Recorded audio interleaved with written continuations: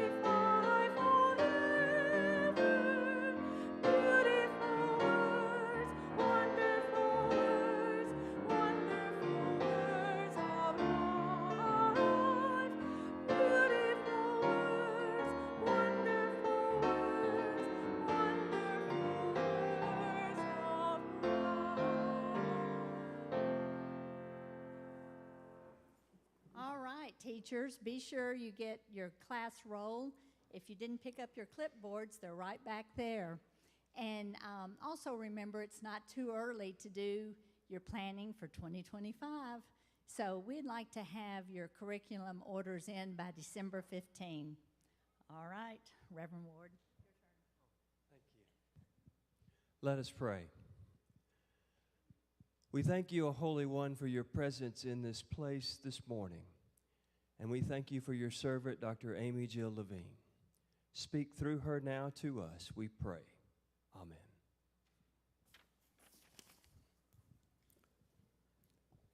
Good morning.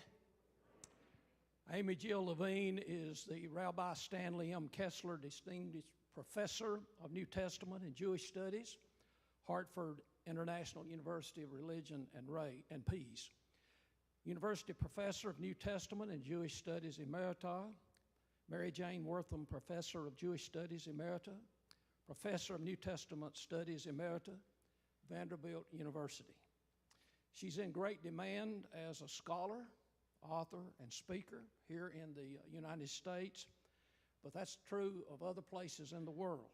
For example, during the 2 weeks leading up to this event, she was in the Netherlands for a special revealing of her co-edited Jewish annotated New Testament, in Tampa the same week for a scholarly presentation on the Pharisees, and I think she made another stop along the way. And before coming here today, she just returned from the annual meeting of the Society of Biblical Literature in San Diego. We're very fortunate that she's come here today to speak as a part of our congregational Grand Sweep Bible reading of the Gospels. It is indeed an honor to present A.J. Levine, and would you join me in welcoming her this morning? Good morning.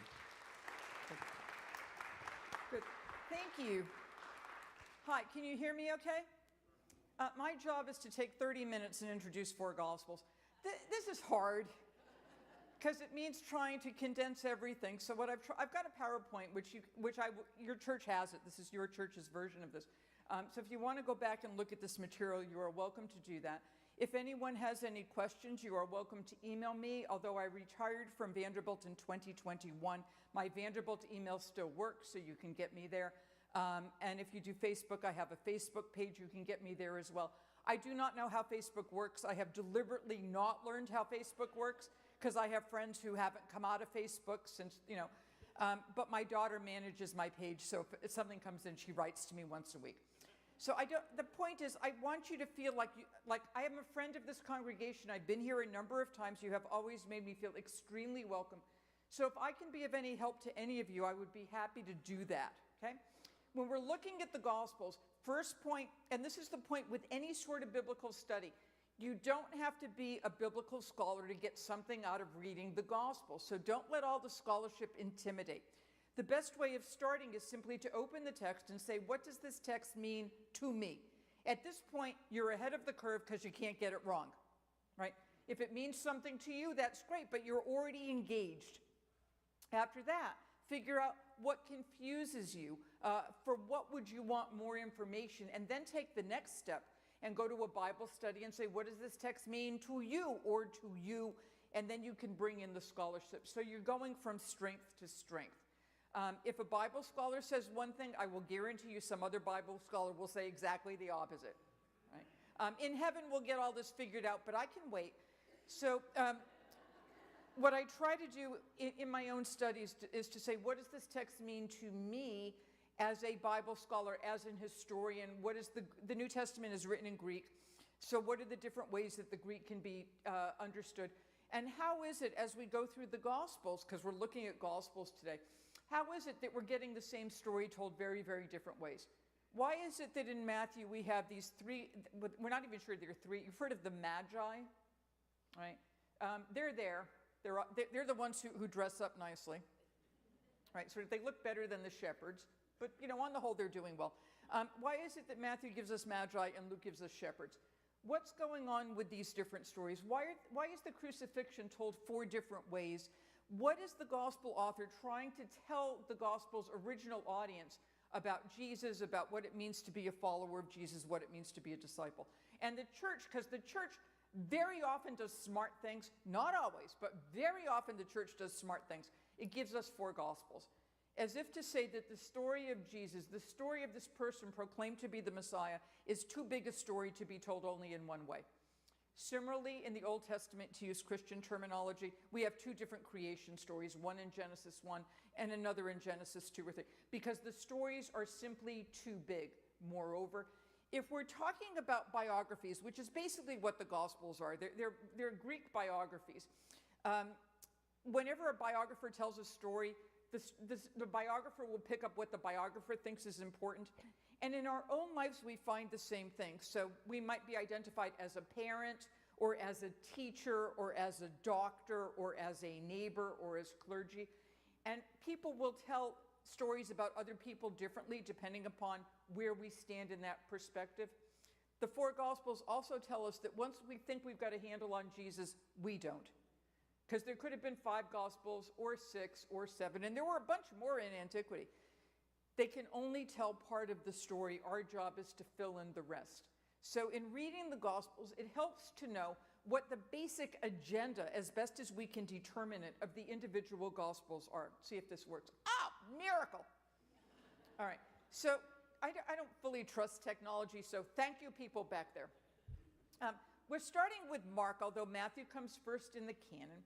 The reason we're starting with Mark is because most biblical scholars think Mark was the first gospel written. It's shorter. The Greek is not as fluid, not as mellifluous as Matthew, Luke, and John.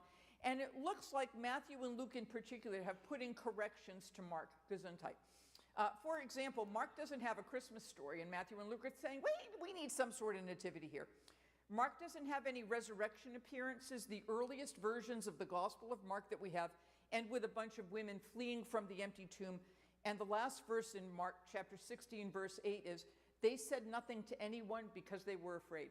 And that's Mark saying, okay, now it's your job, you readers, you auditors, you take the next step.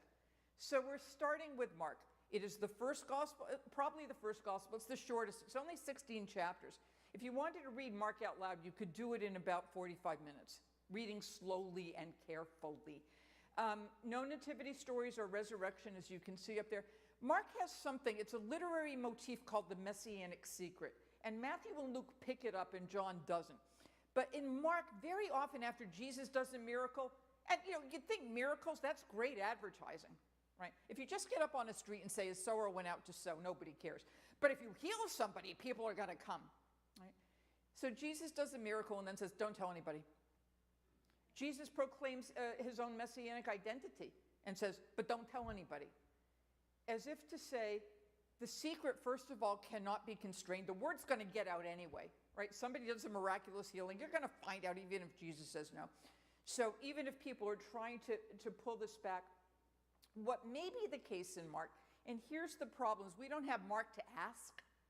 I chat with the gospel writers all the time. And I say to Mark, did you intend this? To which Mark responds, I can see where you get it. So we do the best we can. I think what's going on with Mark with this don't tell, is frequently the whole don't tell is don't publicize the miracles. Because in Mark, if you think that Jesus is important because he does miracles, you've got it wrong. In Mark, what's important is Jesus dies for the sins of humanity. As Mark puts it, he dies as a ransom for many. So the point in Mark is to downplay the miracles and upload the suffering and the death. You want to advertise Jesus? The advertisement is he can cure you from whatever ails you. He can exorcise your demons. He can do that, according to Mark. But that's not what's important. It's putting the emphasis on the wrong aspect. So that should be pretty clear. Mark, in terms of writing, the Greek, because Jim said do some Greek, the Greek is kai euthus. Kai means and euthus means immediately. So even in the English translations, if you just were to read Mark aloud, almost every sentence is kai euthus, and immediately he did this, and immediately he did this. As if there's this enormous sense of urgency and you're running through very, very quickly. The first 8 chapters, kai euthus, and then in chapter 8, Jesus announces that he's going to die, and then things start slowing down so that you can get like 6 months in the first 8 chapters, and by the time you're up to chapter 15, the crucifixion narrative, you're going hour by hour. What do you pass through? What do you slow down for? And if it's and immediately, how do you take time to go back and look at look at what happened? Finally, just in terms of general themes here, so this is a fancy word, eschatology. Eschaton in Greek means end, and eschatology are just words about the end time. So Mark is very much interested in the return of Jesus, the resurrection of everybody. Jesus is, like, as Paul puts it, the first fruits. There's a final judgment and there's peace on earth. And Mark is thinking it's coming soon. In Mark, there are some people standing here, Jesus says to his disciples, who will not taste death before they see the kingdom of God come in power. But there's no resurrection appearance. You have to wait. Tuesday, Wednesday, God help us before Christmas, get the shopping done. The sense of urgency, as if the end of the world is coming on Tuesday. So I'm Jewish, so I tend to read this stuff in light of ancient Jewish sources at the time. There's an old rabbinic statement. Rabbinic statement is post-biblical Jewish stuff, right?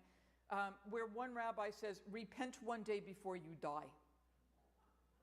That's not bad advice, right? And Mark has that same sense of eschatology. If you thought the world was about to end, what's important and what's less important? What must you do and what can wait for tomorrow? What must you do? Tell your family members that you love them. What can wait? The laundry. So Mark has this sense of urgency and living in this height of eschatological end-time expectation. In terms of reading notes as well, Jesus is very, very difficult to get a handle on, particularly in Mark. And this is where we see some correction or changes in Matthew and Luke. At times, Jesus is clearly God. He can walk on water. Only God can do that. That's one of those giveaways, right? Oh, and the disciples. Oh, God bless the disciples. The disciples frequently miss up in John. They simply don't understand him. And he's continually saying, are you also without understanding? So we have these obtuse disciples. What does that mean? We, the reader, knows more than the disciples do. As if we can say, come on, disciples, get with the program. What this reminds me of, you've probably seen some of these movies where you have a bunch of teenagers and there's a house at the end of the street that looks a little, whatever. And let's go there. And you, the audience, no. Gee, let's go into the basement. No. So in that sense, like the viewer knows more than the characters do. But that's what Mark does to us. We as readers know a whole lot more than the disciples do. And there's some good news there, because the disciples who are not the brightest students in the seminar, if they can make their way through and Jesus can call them, there's hope for the rest of us. So what Mark wants us to do is go one up over the disciples. We can do better than them. I mentioned that it's hard to pin down Jesus. He can walk on water. On the other hand, when he's on the cross, he says, my God, why have you forsaken me? According to Mark, when Jesus comes to his hometown in Nazareth, he is unable to do many mighty works, except he can heal a couple of people. For me, healing a couple of people is pretty good. But he can't do more, so his powers seem to be limited. And on the other hand, he can control Satan. Fully human, fully God, and just when you think you can put him in a box, and immediately something else happens. So it's really hard to get a sense of Mark's Christology, except for the idea that suffering and death is most important. One way we can get that is to look at titles. So there are two major titles that get used: Son of God, which should sound familiar. In the Roman world, Son of God was an emperor. Most of them, you could be deified if you were an emperor. Most of them had the good sense to wait until they were dead before they let the Senate deify them. Some of them, like Caligula and Nero, make me God now, or I am God, or Domitian, I'm Lord and God. It's a political title. The church picks it up and makes Jesus Son of God, and we'll see that in the nativity stories in Matthew and Luke, as well as in John. But Jesus' own self-designation is Son of Man, or sometimes Son of Humanity. The word for man is anthropos, which is where we get words like anthropology. It just means human being. So weos to anthropou is literally son of a human being, Son of Man. And then what does that mean? So the problem with some of these titles is you've got the title, then you have to figure out what the job description is. So you have a doctor, right? But then you have to figure out what kind of doctor. Emergency room, dermatologist, doctor of ministry, right? Chiropractor. So when Jesus uses Son of Man, we have to figure out what he means by that. And you have some comments where he says the Son of Man will suffer and die. And other comments, you will see the Son of Man coming on clouds of heaven with his angels to gather his elect from the ends of the earth. And in Aramaic, which is the language Jesus spoke, Aramaic is like Hebrew. Going from Hebrew to Aramaic is kind of like going from Spanish to Portuguese or French to Italian. If you can do one, or Dutch to German, I discovered. Dutch is like German, only you go more often. If you can do one, you can do the other. Son of Man in Aramaic just means human being, like the German Mann. Like one gave a brilliant lecture today. It's just it's a self-designation. So when Jesus uses the title Son of Man for himself, he's basically asking his audience, who do you say that I am? What job description are you giving me? Am I just another human being with some talents? Am I God incarnate? Am I your Savior? So keep an eye on the titles. Reading Mark's Passion, and Mark has been called a passion narrative with an extended introduction. In chapter 8, we have this sense of where Jesus says, I'm going to suffer and die Gesundheit. The disciples fail at Gethsemane, and they're never recuperated. The last time we see Peter, he has heard the rooster crow, and he breaks down. because he has denied Jesus 3 times. He's never recuperated. Matthew, Luke, and John fixed that. On the cross in Mark as well as in Matthew, Jesus says, my God, why have you forsaken me?" That should sound familiar. So here's a reading note. If you ever have an Old Testament quote and the New Testament quote, go back and look at the context of the Old Testament quote, because people back then would have known the contexts. Psalm 22 is what's called the Psalm of a Lament of an Individual. Anybody could say that, because pretty much everybody at one time or another is thinking, where the heck are you? Things are really bad, and it would be really nice if you just stepped into history and fixed things, right? Or just stepped into my life and fixed things. The psalm ends with universal acclamation of God. And this is Mark. Mark gives you part 1, and the job is for the reader, the auditor, to fill in part 2. When Jesus cries out and he dies, the curtain of the temple is torn. And many commentators think that this means access to God is open to everybody rather than God just constrained in the temple. But that's not the case, because God was never constrained in the temple. If God was constrained in the temple, how does God speak to Jesus at the baptism, right? So it's probably not an opening up to God, because God's available anywhere. But we do know from a first-century Jewish historian called Josephus that the curtain temple was like 60 foot high, was embroidered with the signs of the zodiac. This is heaven opening up. It's also a form of mourning that we have in Judaism going all the way back to Jacob, Abraham, Isaac, Jacob. Abraham, Isaac, Jacob? Methodist? Okay. When Jacob thinks his son Joseph has died, he hasn't. He's been sold into slavery. But so Jacob tears his garments. And this becomes in the scripture and in Judaism to this day, when you're in mourning, you tear your garment. Or you might pin a little black cloth to your coat and cut it with the scissors. And you would wear that for 30 days. It's a sign of God in mourning. So Jesus says, "Why have you forsaken me?" God's there. And you could see God being in mourning. But it's also the importance of the suffering. There are 3 named men, Peter, James, and John, who failed Jesus in Gethsemane, right? Can you not stay awake? Wake up! What? 3 times, right? And then he gets arrested. They all flee. Right? On the other hand, at the cross, there is an unnamed Roman centurion who sees Jesus die and says, "Surely this man was a son of God." The outsider, the Gentile, the Roman soldier gets it right. The insiders get it wrong. And that frequently happens in Mark. The demons know who he is. The disciples are clueless. As if Mark is saying, just because you're an insider, it doesn't mean you have everything, and there may be people on the outside who have a better sense of theology than you. You might want to go talk to them. Similarly for the women. There are 3 women who come to the tomb. Mary Magdalene is there in all 4 Gospels. She's consistent across the tomb. We have another Mary and a woman named Salome. They fail. They see the empty tomb. There's a young man sitting on the tomb. I think he's kind of wagging his feet back and forth. And he says to the women, "Why are you here? He's been raised." They come to anoint the body. They're late. Plus, he's already been anointed. Back in chapter 14, I don't want this to be a new Christian holiday called like First Supper, where the men cater. This unnamed woman, an unnamed woman anoints Jesus with like high-end Chanel. And some people there complain. It's the disciples in Matthew. It's Judas and John. The money could have been spent on the poor. And Jesus says, "You'll always have the poor with you. You will not always have me. She has anointed me for my burial." The unnamed woman gets it right. The 3 named women who flee from the tomb get it wrong. Which also means pay attention to the minor characters. The people who are healed, the people who request healing, the people who are exorcised, even the people who engage Jesus in conversation, because they're helpful here. Key text in Mark is chapter 8. It's right in the middle of the gospel, 16 chapters.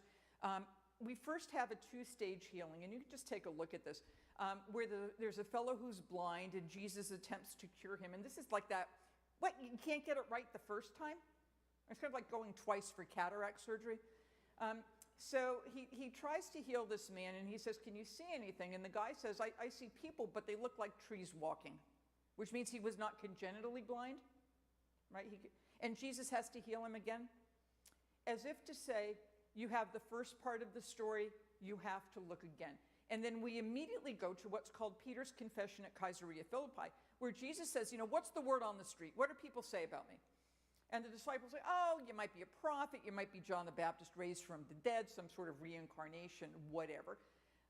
And Jesus says, who do you say that I am? And Peter, finally, in this bolt of brilliance, gets it right. So he says, you are the Christ. And then here's the messianic. Don't tell anybody. Why not? Because all you've got so far is the miracles. Here's what's important. He began to teach them that the Son of Man, and that's that Son of Man language, will suffer and be killed and rise again. And suddenly, instead of don't tell anybody, he said this openly, clearly, like, bingo, this is it. And Peter, who had his moment, says, no, you're not going to die. Well, that's precisely what he has come to do. So Jesus says to him, get behind me, Satan. Don't tempt me, don't test me to run from what I have been called to do.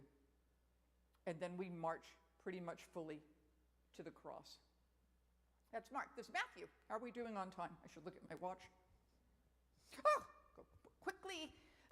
If you ever took a course in Bible, in New Testament, see if this sounds familiar to you. I know some of you I know have taken these courses. There was this idea that Matthew and Luke had access to a source called Q. Does that sound familiar to anybody? Yeah. So Q comes from the German word Quelle, which means source. If a bunch of Brits had come up with this, we would have called it the S source for source, right? That's how clever scholars are. As if because there's material common to Matthew and Luke that's not in Mark, like the Our Father prayer or the Beatitudes, blessed are the meek. Q has now come under some discussion. When I wrote my commentary on Luke with a Methodist named Ben Witherington, who teaches at Asbury, clearly we agree on almost nothing, but we're good friends. So we thought we would write a commentary together. When I wrote the commentary on Luke, I began to think maybe Luke has access to Matthew. So we're actually not sure about the sources. According to Matthew, the way of understanding Jesus substantially is Jesus is like a new Moses. The book of Deuteronomy, in Deuteronomy, Moses promises the people, God will send you a prophet like me, like Moses. And Matthew picks up on that. So Matthew depicts Jesus as, in effect, a new Moses. And you can see this in the Christmas story. So what happens? Baby Moses is saved when a warrant for genocide comes out and Pharaoh says, drown all the male babies in the Nile, right? And one kid escapes, that's Moses. So Herod the Great orders the death of all the children in Bethlehem aged 2 years or younger, right? Boys and girls, by the way, because the soldiers aren't going to stop to check. And baby Jesus is the one who escapes. So we have a connection to Egypt. Moses is in Egypt. Jesus, Mary, and Joseph flee to Egypt. They come out of Egypt. What happens? Moses comes out of Egypt, and he crosses water in a life-changing experience. That's the Red Sea. Chapter 3 in the Gospel of Matthew is the baptism.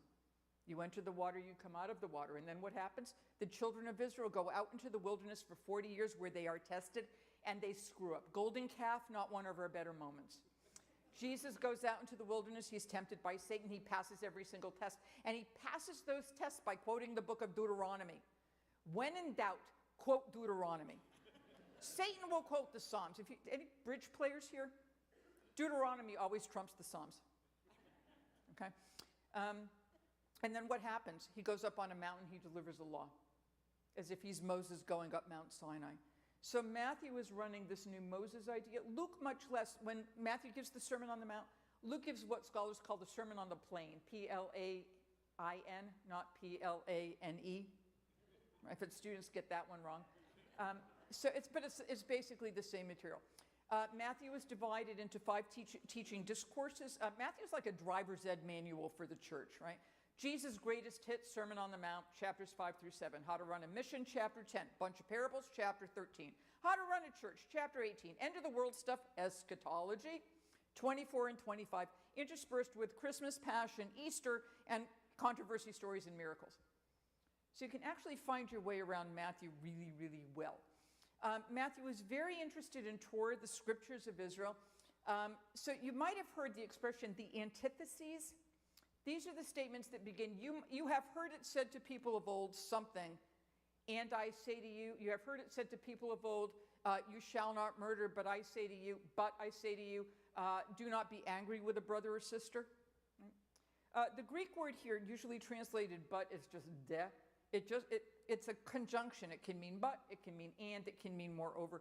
But is the wrong term. An antithesis is an opposite. An antithesis would be, you have heard it said, do not commit murder, but I say to you, lock and load and take out as many as you can. That is an antithesis, right? It's an opposite. What Jesus is actually doing is extending the law. You have heard it said, do not murder. And I say to you, don't be angry, because if you're not angry, you're less likely to murder. You have heard it said, don't commit adultery. He says, don't think about it, because if you don't think about it, you don't plan it. And if you don't plan it, you don't do it. What he's doing here is doing what Rabbinic Judaism calls building a fence about the law. So what do the rabbis do? You have a law. You make another law to make sure you don't violate the first one. It's a very Jewish thing to do. So for those of you who have been to Nashville, okay, there's a little sub-town in Nashville called Belmead. And at Belmead, when you're driving down Harding Road, the speed limit drops from 45 to 40. And the Belmead police are there because that's how they make their town budget. And I live on the other side of Belmead in Westmead. So what do? When you're driving through Belmead, you put your cruise control on 38. You now have a buffer. The police don't get you. Everybody's happy. It's an extension rather than an antithesis. Jesus is very much interested in how people follow Torah, how people follow the law. He actually makes the law more strict rather than less strict, right? The law says don't do something. He says don't think about it. That's harder. Not one jot or tittle, like dot over the I and crossing the T, not one stroke of a letter will pass away. So Matthew is very interested in how to interpret Torah, and that's in part why in Matthew, Jesus has all these, you have these in Mark as well, but particularly in Matthew, extensive conversations with the Pharisees, because the Pharisees are they're lay leaders, they're not ordained, and they're not like upper class, they're just lay leaders who have dedicated themselves to trying to figure out what God wants us to do. At the time Matthew was writing, sometime probably in the 80s or 90s, they're the ones who have more or less taken over Jewish life. No more temple, that's been destroyed. The priests have lost their power base. The Essenes, probably based in the Dead Sea, that whole community was destroyed by the Roman legions in the year 68. The Pharisees are the ones who are left, so it's Matthew versus the Pharisees. But you can see here the importance of the Old Testament all the way through, from a genealogy that begins the book of the Genesis, Biblos Genesius in Greek, of the son of Abraham, the son of David, the son of God. And then we begin, Abraham was the father of Isaac, Isaac was the father of Jacob. As if Matthew was saying, if you don't know the Old Testament, you don't know the story of Jesus. Because the story of Jesus requires all that stuff in the background. And lots of fulfillment citations. In other words, Matthew footnotes. Okay? So when Jesus does something frequently, and you can see this in the Christmas story especially, this was done to fulfill what was said by the prophet. Now, did the prophet 700 years ago have any clue about Jesus? I would doubt it. But it was very common at the time for people to look back into their own scriptures and say, but that's speaking to us today, which is what we do in churches and synagogues anyway, because if the text is just an ancient document, what is it saying to us? So what Matthew is doing is seeing prophecy fulfilled in the story of Jesus, and Matthew will make those links back and forth. In terms of reading notes, as I mentioned before, if you ever get a this was done to fulfill what was said by go look at the context. And it really opens up the meaning for Matthew. Matthew is very interested in how you respond to violence of the empire, which is where we get stuff like turning the other cheek. If somebody slaps you on the... Daniel, I need you for an example. I'm not going to hurt you, I promise. Okay. This is Daniel Edward. Okay. We have met before. Trust me. Point to your right cheek. Good, okay. So pretend I'm a Roman army officer. Okay. If somebody slaps you on the right cheek, this is my right hand, it has to be like this. Whack, like a backhanded slap. Is that clear? Okay, you're safe. You can go back. Thank you. It's a slap meant to humiliate. A slap meant to do damage is like a jab. This is just a get out of here slap. Okay? If somebody slaps you on the right cheek, turn the other. Don't dismiss me. You want to hit me? But I'm not going to lose my dignity, and I'm not going to fight back. So that when we get to the woman in chapter 15 with the demon-possessed daughter, and Jesus says it's not right to take the children's bread and throw it to the dogs. Dog is a generic insult, by the way. Right? It's basically saying bitch. It's not ethnic, but it's just a generic insult. She could have said, well, you want to call me a bitch? Well, let me tell you, and then she drops some profanity. She could have done that. Or she could have said, fine, I'm a dog, and then left. She doesn't. She does exactly this model of turning the other cheek. You want to call me a bitch? Even the puppies under the tables get the crumbs. You want to call me a bitch? Fine, I'm a bitch, but I'm still entitled. It's that sense of deflecting the violence without losing your dignity and staying the course. And Matthew's very interested in how that works in terms of peace concerns. Pharisees are much more negatively portrayed if you look at Mark and then you look at Matthew. Same story, but Matthew will put in Pharisees where they're not in Mark and make them evil characters. Very strong interest in Gentiles. There are women in the genealogy like Rahab the prostitute from Jericho or Ruth the Moabite, the Canaanite woman we've just talked about, demon-possessed man in Gerasa, Pontius Pilate, and his wife who gets a guest appearance in Matthew. And at the end of Matthew, we have the Great Commission, go make disciples of all the Gentiles. So there's a Gentile stream going all the way through. And in terms of major motifs, Matthew loves righteousness. Like Joseph being a righteous man didn't want to divorce Mary. Your righteousness must exceed that of the scribes and Pharisees. Mrs. Pilate says to, we don't have a name for her. Mrs. Pilate says to Pilate, have nothing to do with this righteous man. So look for the case of righteousness and what Matthew was interested in as higher righteousness. You know what you're supposed to do better. You know how to behave properly, do more. And that's that intensification of the Torah. All right, moving on, see if this works. Key text in Matthew is chapter 16. This is the same scene that we had in Mark, who do people say that I am?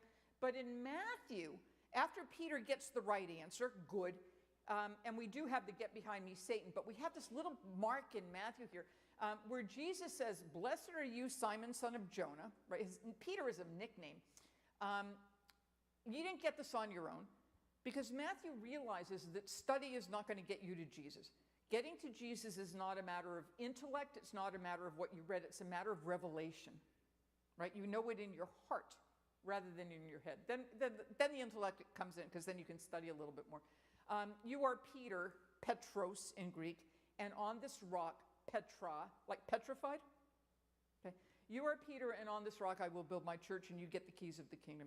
So Matthew very much interested in what the church is supposed to do, as if here Jesus is setting up an institution. The end of the world is not, we're not 5 minutes to midnight. It's like 8 o'clock, you've got plenty of time. Okay. So eschatology has decreased, and then you get the messianic secret again. In terms of Matthew's passion, things to look at, only Matthew says that Judas hanged himself. That's a play from the Old Testament. King David had an advisor named Ahithophel. And there's a civil war where King David's son Absalom rebels against David, and Ahithophel goes over to team Absalom.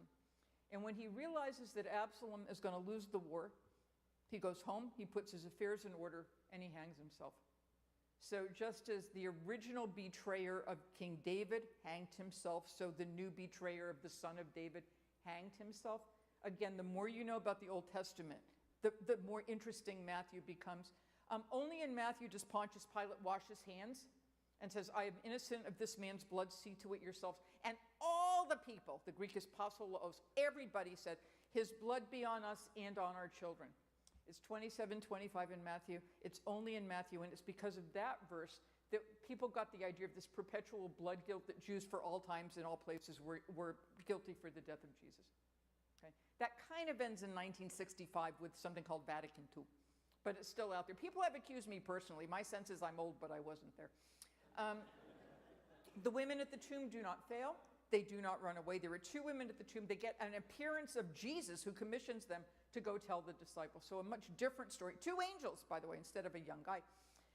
And at the end, the disciples are redeemed. Matthew loves mountain scenes. There are like 8 mountain scenes in Matthew. So Jesus appears to the disciples, 11 who are left. Judas is no longer there. And says to them, go make disciples of all the nations. So we have a redemption of the disciples with that great commission. Here's Luke. Are we doing on time? Yeah. All right.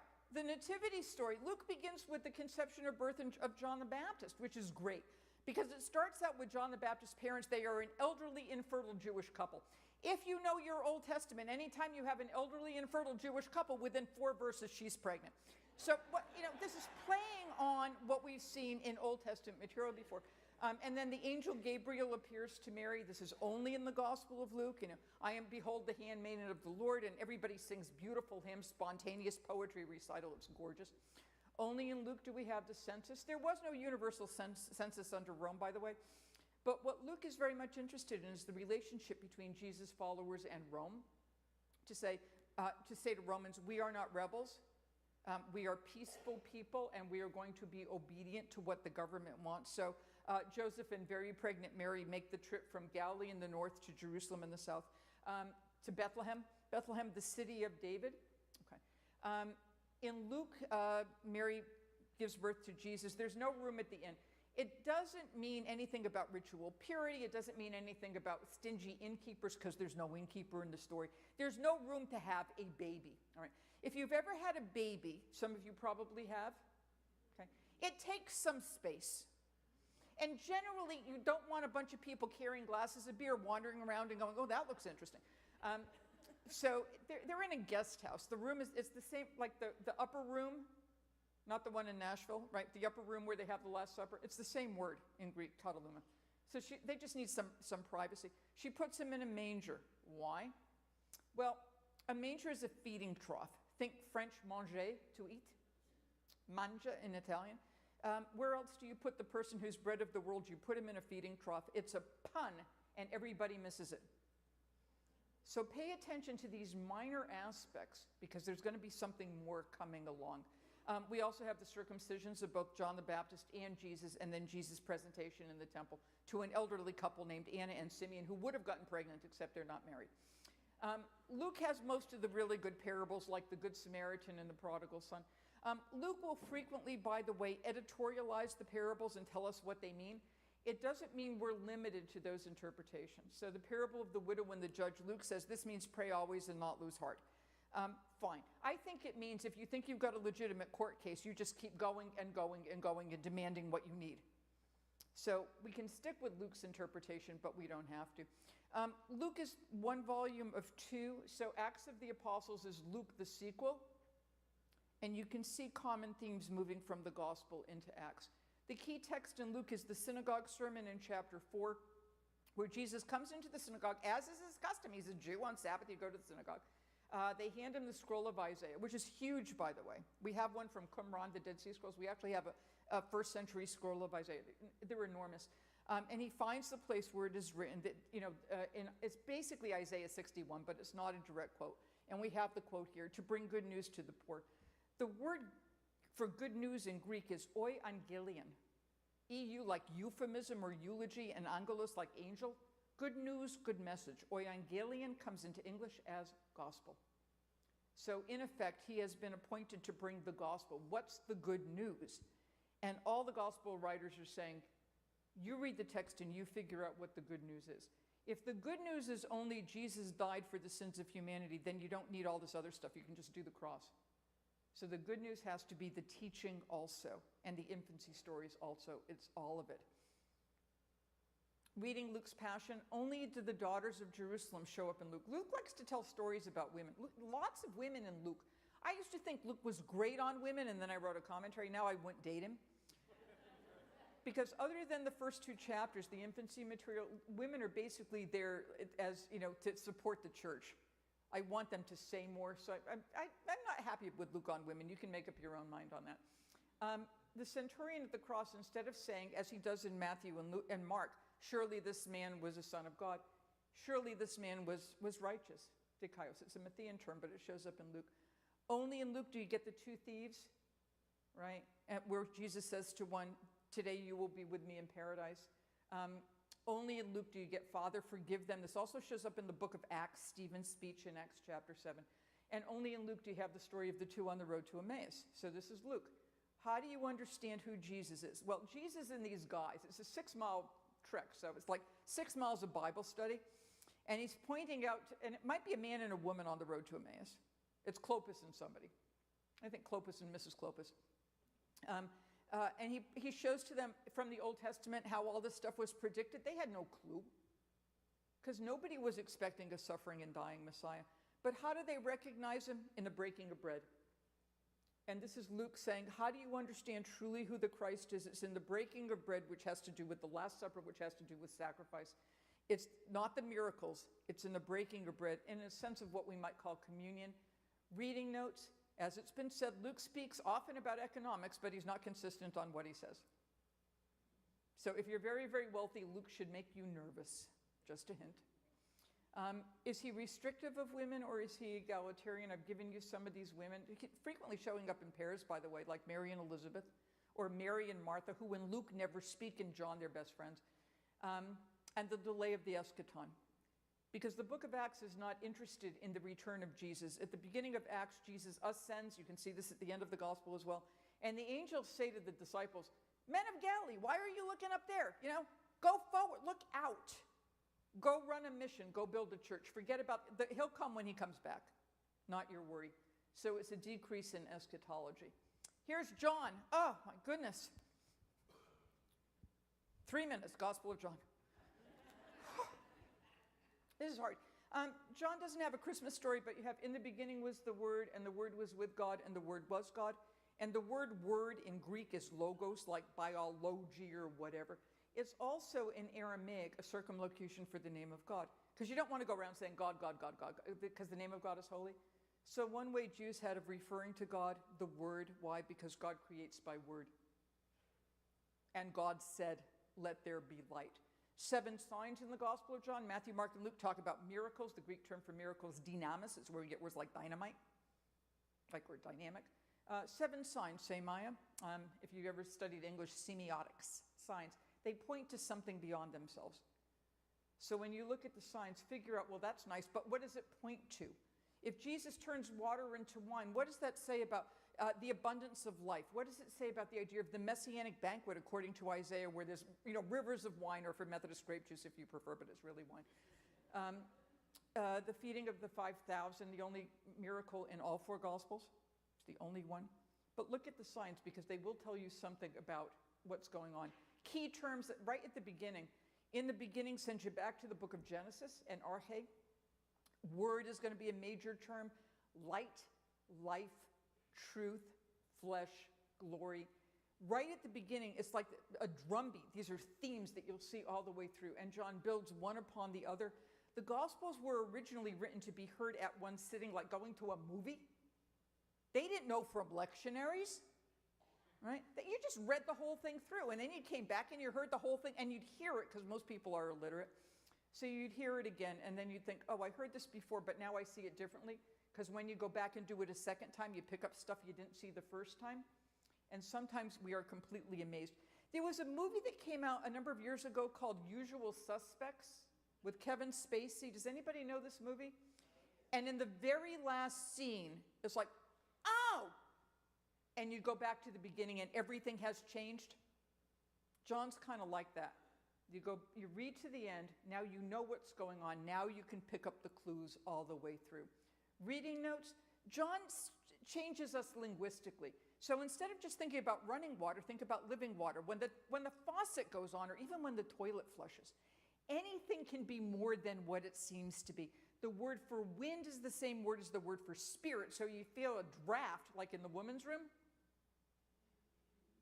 It's cold in there. There's a draft, and you say, oh, that's the Holy Spirit, as opposed to lack of heating. Instead of worrying about the end time for John, as soon as you accept Jesus, you're already saved. You don't have to worry about something in the future. This is called realized eschatology. The benefits of the second coming are here in the present, because John transforms us linguistically, spiritually, from this very mundane existence to a spiritually infused existence. We might call this life abundant. Only John has a figure called the beloved disciple, who could be anybody, never named. The mother of Jesus in the Gospel of John is never named. She's simply called the mother of Jesus. Matthew and Mark and Luke call her Mary. John 70 or 71 times, depending upon manuscript evidence, talks about the Jews. For the most part, it's really pretty negative. So that when you read the Gospel of John, if you can avoid anti-Semitism, that would be a good thing to do. Does John know Matthew, Mark, and Luke? We don't know. Reading John's Passion. In Matthew, Mark, and Luke, the reason Jesus comes to the attention of the high priest is because of that to-do in the temple. In Gospel of John, that happens right after he turns water into wine at Cana in chapter 2. What brings him to the attention of the high priest is the raising of Lazarus, one of the signs. So what is it that makes Jesus politically dangerous? Why would he gather crowds? there's no Simon of Cyrene. Remember, Simon of Cyrene's the guy Cyrene's is Libya, it's North Africa. He's not there in John because that's a sign of weakness, and Jesus is by no means weak in the Gospel of John. He orchestrates everything. In Matthew and Mark, my God, why have you forsaken me? John's Jesus would never have said that, and doesn't, because Jesus and God are so tight, the Father and I are one, that he could not possibly feel forsaken. And this is the idea that people in the early church had different understandings of Jesus. Mark, the suffering victim; John, king, where the cross for John is also Jesus' exaltation. Only in John do we have Nicodemus burying Jesus under 100 pounds of myrrh. That's a lot of myrrh. He doesn't think Jesus is coming back, right? It's 100 pounds of myrrh. He's going to stay dead for a long time. Only in John do you have Mary Magdalene alone in the garden, where Mary wants to hold on to him, and he says, don't keep clinging to me, but go proclaim the good news. And they pay attention to her. Jesus, we've got nothing from Jesus directly. All we have is all four Gospels, and you have to quadrangulate back.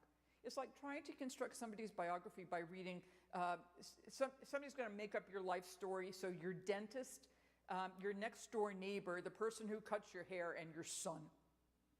So it'd be very, very different. And then how do you quadrangulate back? They're not eyewitnesses. In fact, Luke tells us deliberately he's not an eyewitness, but he consulted with them. But eyewitness memory, as we know, is very, very fragile because we keep retelling the stories. And the Gospels will always continue to be reinterpreted. I think I've come close to this. I have by my watch exactly 5 after. Is that where I'm supposed to be?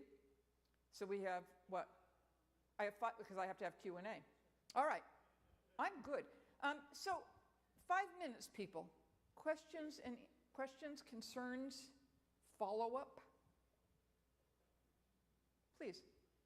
Well, this is not in the Gospel, or maybe it is. Peter's great confession, but it seems to me Philip made that same confession a lot earlier than Peter did. Okay, so the question has to do with Peter's confession, you are the Christ, the Son of the Blessed, and the idea that Philip gets it earlier. Yes, and, rather than yes, but. Philip only shows up in John. And you don't have Peter's confession, that thing at Caesarea Philippi. That's just Matthew, Mark, and Luke. That's not in John. The person who really gets the great confession in the Gospel of John is Martha, the sister of Mary. You know, I believe that you are the Christ, the one coming into it. Martha gets it, not Peter. So who gets it? And then the question is, it depends upon the Gospel that you read. So Philip thinks Jesus is the Christ. You know, why? Because Jesus saw him sitting under the fig tree. It's not a high bar. Right? Oh, I saw you sitting under the fig tree. You must be the Christ. I saw you by the highway stopping to get a cup of coffee at Mapco. You must be the Christ. But this is John's way of saying what seems so mundane to one person is so extraordinary to somebody else. And then how do you know? And it's all revelatory. You can't figure it out on your own. John's clear on this. It's only those whom the Father calls who will get it. And some people, John's very predestinarian. Some people just don't get it. So it depends upon the Gospel that you read. If John knows Matthew, is John undercutting Peter? That's possible. So only in John do Peter and the beloved disciple have a race to the tomb, right? Peter gets there first, but the beloved disciple is the one who goes into the tomb, and John says he sees and believes. And now we have another question, because I'm not sure what exactly he believed. You know, he believed the tomb is empty. Fine. Or did he have more belief than that? And then he goes home. So if I thought, somebody was, going home would probably not be my first thought. So this is John again saying, how do you take this to the next step? How do you fill in the characterization? Anything else? Wait, please. Yeah, sweep is an awesome effort. I'm marvel at that sweep, what you have done, the synoptics and John's Gospel. But my basic question is, how to make this Gospel true, relevant to the present day questioning generation? Yeah, great. Thank you. How do you make this true to the present generation? Not everybody's going to be interested. I wish they were, right? Because then we would actually have more Bible instruction. For me, teaching teenagers, teaching young children, get them interested in the story. So if the story is Jesus got up and preached, they don't care. But if you can make it alive, if you can say to the students, what do you see in this text? What does this text mean to you? Rather than, here, I'm going to tell you what this means. So it becomes more of an interactive concern. And in all of this stuff, the next question is, what does this mean to me? So if Jesus heals somebody, it means healthcare is important. It means bodies are important. It means people who are normally called disabled and looked at as objects of pity actually get themselves to Jesus, and they have agency, and they're not super limited by their disabilities. If Jesus argues with Pharisees over what's important, that tells us that argument over the right things is important, which means that even if we disagree, we have to have those arguments. Rabbinic Judaism calls those arguments for the sake of heaven. They're arguments worth having. I'll take it further, but my basic issue is the community, the believers. Yeah. There is a dichotomy between the gospel and me, the person. I'll come again. Yeah. That is, I don't see that surprise. I say Jesus healed the blind. I don't think I am the blind. Jesus rose, brought a person back to life. I don't think that I was brought back to life. Yeah. So there, I see that dichotomy, or rather, conviction communicating to the confused. Well, I think at the end we may wind up being confused because, as Paul says, it's through a mirror dimly. We're not going to get the whole thing. But just to take your example, so the example of Mark chapter 8, the guy who sees, but he thinks, but that's us. We think we understand everything. What are we not seeing clearly? What do we need to help us see that a little bit more? So I've read the Gospels. I think I understand everything. Now I read a commentary, and there's something else that's there. And I'm consistently in all of my books trying to figure out, what does this mean for the current person? What does this mean to people today? Because if a scripture is to be alive, for me as a Jew, the Tanakh, what you would call the Old Testament, it can't just be historical, and it can't just be literary. It's got to speak to me somehow. And I'm trying to figure out, what is the message I'm getting today, whether it's a challenge or whether it's a message of comfort, or whether it's saying to me, try to see something otherwise, which is how parables work. And sometimes it works, and sometimes you're right. Sometimes I got nothing. But the next day I find something. So it's a matter of how we do it, and it's a matter of just making it interesting. So final comment, thank you for your questions. This stuff is fascinating. And the more you study it, the more there is to see. So it's not like I've just looked at Mark once or twice. I mean, look, I'm close to 70. I've been teaching for, longer than some of you have been alive. How old are you? Oh, dear God. Okay, so I'm old enough to be your grandmother by quite a lot. So I've done this a number of times, and every time I teach it, I see something new. Every time I work on a new passage, I see something new. The text is inexhaustible. On occasion, I have changed my mind. I don't think this works anymore because of new methods, new way of reading Greek or so. So for you all, start by reading the text. And if you hear a sermon, go back and read the text and see if the sermon fits. And if it does, terrific, see how you can move on. And if it doesn't, write a note to the pastor. Thank you very much.